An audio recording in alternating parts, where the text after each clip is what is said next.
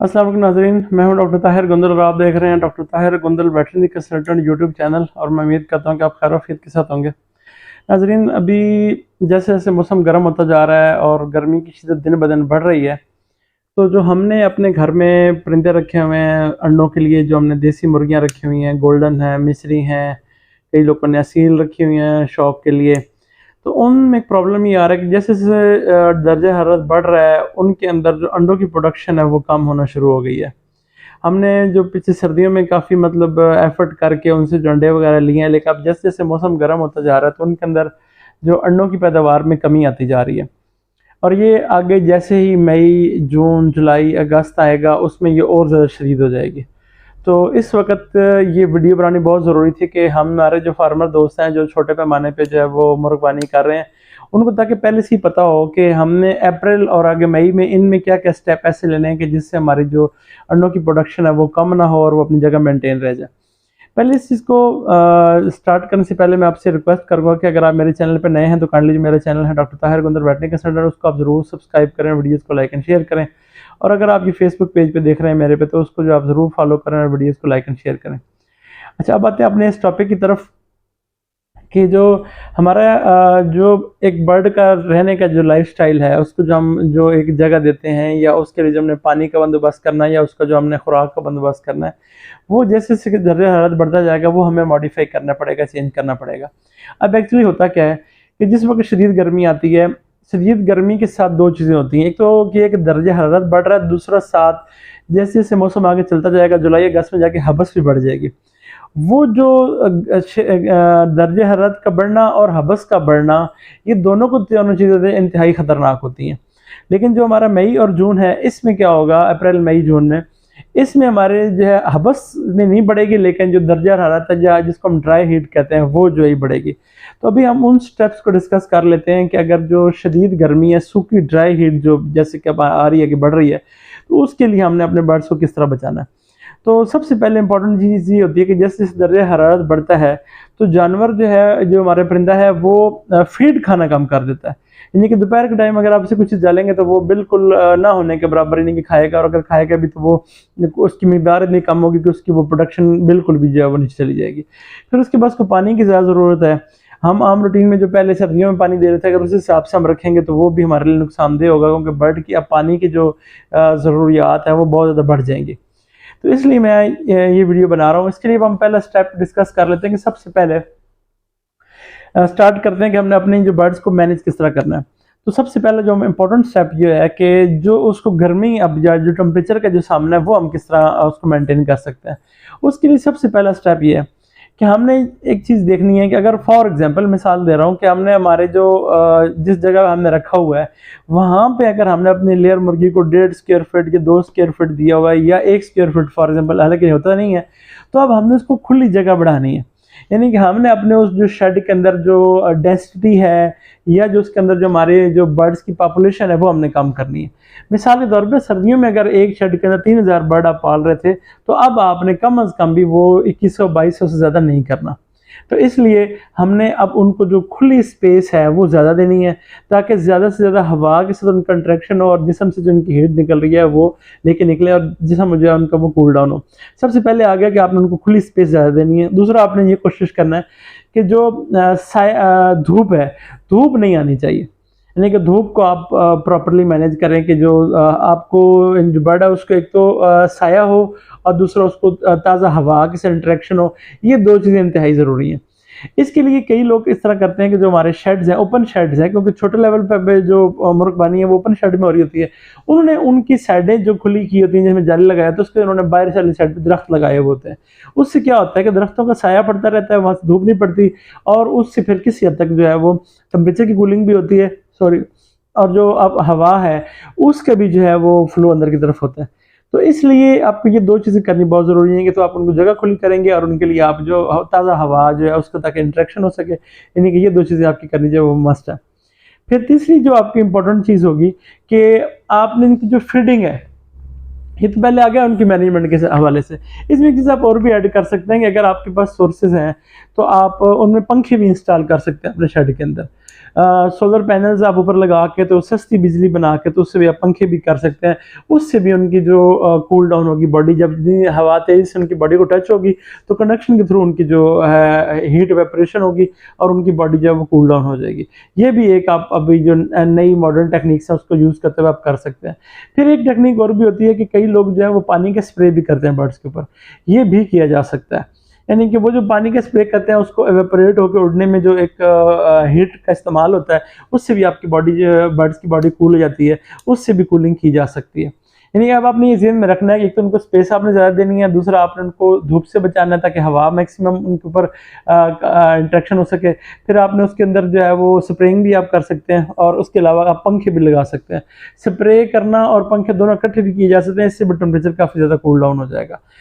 जो हमारे control shades हैं वो तो सारी बात है कूलिंग पैड इंस्टॉल करते हैं, उन्होंने बड़े एग्जॉस्ट लगाए होते हैं 10-10 12-12, तो वो भी एक तरह का रूम कूलर वाला इफेक्ट वहाँ पे बनाते हैं। लेकिन अगर वो आप ना कर सकें तो कम से कम सूखे पंखे जो ड्राई हमारे जो छत वाले हैं वो इंस्टॉल करके भी आप काफ़ी हद तक बर्ड्स को जो है वो हीट से बचा सकते हैं और अपनी जो एग की प्रोडक्शन उसका मेंटेन कर सकते हैं। दूसरा हमारे पास जो सबसे इंपॉर्टेंट फैक्टर है वो फीडिंग है।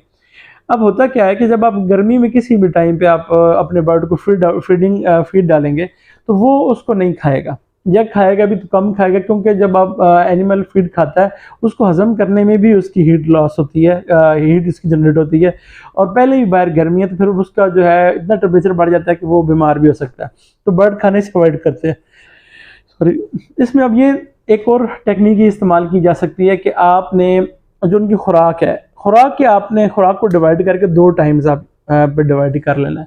पहला आपने ये कोशिश करनी है कि सुबह 7 बजे से पहले उनको फीडिंग कर दें आप, और उसके बाद दूसरी फीडिंग जो है वो आपने शाम को 6 बजे के बाद करनी है। यानी कि अगर मिसाल के तौर पे एक जो हमारा बर्ड है उसको आपने 110 ग्राम फीड देनी है, तो आपने उसको क्या करना है कि आपने उसको 55 ग्राम अर्ली इन द मॉर्निंग तकरीबन 6-7 बजे उसको दे देनी है, और जो बाकी 55 ग्राम है वो आपने उसको शाम के टाइम कर देनी है, जो आपने तकरीबन 6 बजे के बाद रखना है।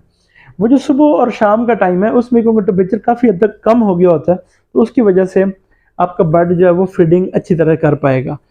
इसमें एक चीज़ आप और भी ऐड कर सकते हैं, इसमें एक ट्रिक है कि अगर आपके पास इतनी ज़्यादा गर्मी पड़ रही है कि इस करने के बावजूद भी चीज़ मैनेज नहीं हो रही, तो फिर आप ये कर सकते हैं कि अगर मिसाल आपने 110 ग्राम देनी है तो आप उसमें से तकरीबन 20 से 25 ग्राम जो फीड है वो आप लेट नाइट दे सकते हैं।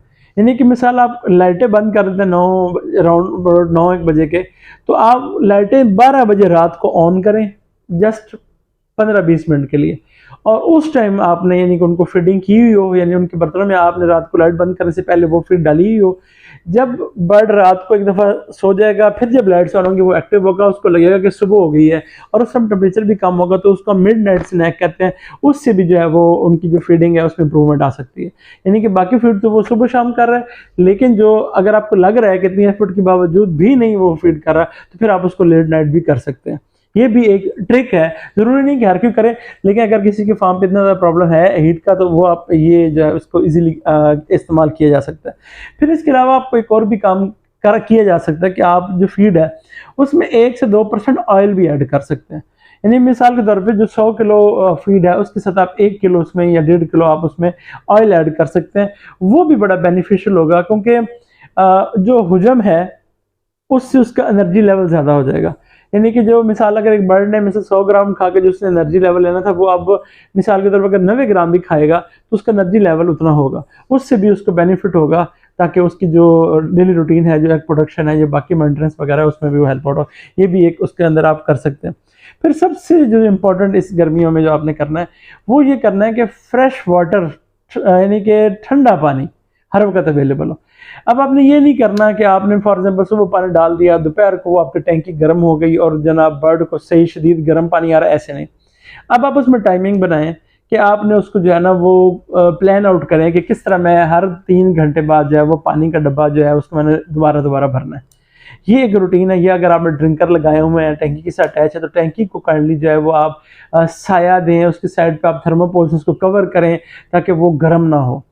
यानी कि आपने फ्रेश पानी जो है, ताज़ा पानी, उसकी अवेलेबिलिटी लाजमी बनानी है, साफ़ हो, ठंडा हो, ताकि आपके जो बर्ड हैं वो अपने आप को उस नॉर्मल या उस फ्रेश ठंडे पानी को पी के अपनी जो गर्मी है उससे वो रिलीफ हासिल करें। और ये आपने पानी हर वक्त एड लिबिटम उनके शौक के मुताबिक, ज़रूरत के मुताबिक आपने उनको मुहैया रखना है। पानी आपने बिल्कुल भी बंद नहीं करना। ये जो एक चीज़ है आपकी सबसे इंपॉर्टेंट है। अंडे के अंदर भी पानी की बहुत बड़ी यानी कि परसेंटेज होती है, तो इसलिए आपको ये बहुत ज़रूरी है आपने अंडों की प्रोडक्शन लेने के लिए, या अगर आपने गोश्त के लिए बर्ड रखे हुए तो उनके लिए भी। तो ये आपको चीज़ पता चलेगी कि ये आपकी बहुत इंपॉर्टेंट चीज़ होने वाली है।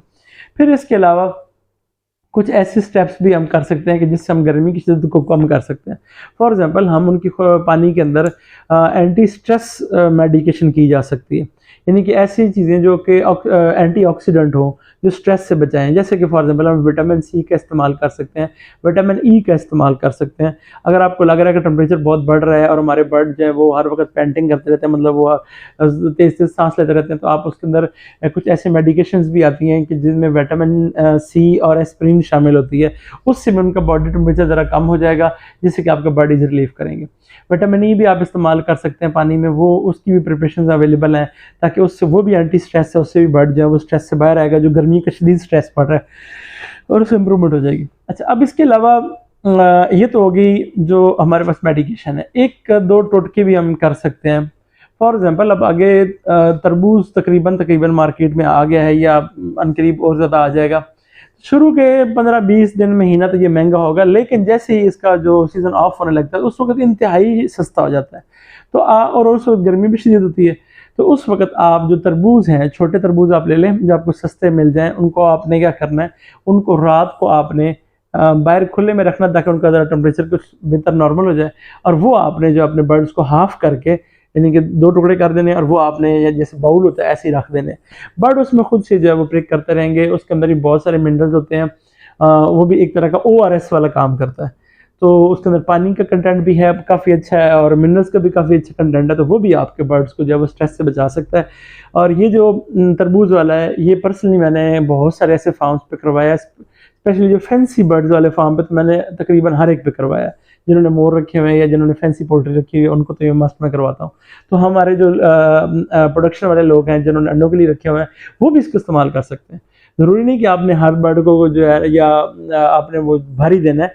आप मिसाल के तौर पे अगर आपके पास 1000 बर्ड है, तो आप उसमें जो है 15-20 भी अगर काट के रखेंगे, तो वो भी बर्ड जो है वो प्रिक करेंगे, अपनी ज़रूरत की उसमें से वो खाते रहेंगे। तो ये भी एक तरीका हो सकता है कि उनको जो स्ट्रेस से बचाया जाए, और जो उनको एक अर्ली जो उनको रिहाइड्रेट किया जाए, या उससे पानी भी मिलेगा और उनको नमकियात भी मिलेंगे।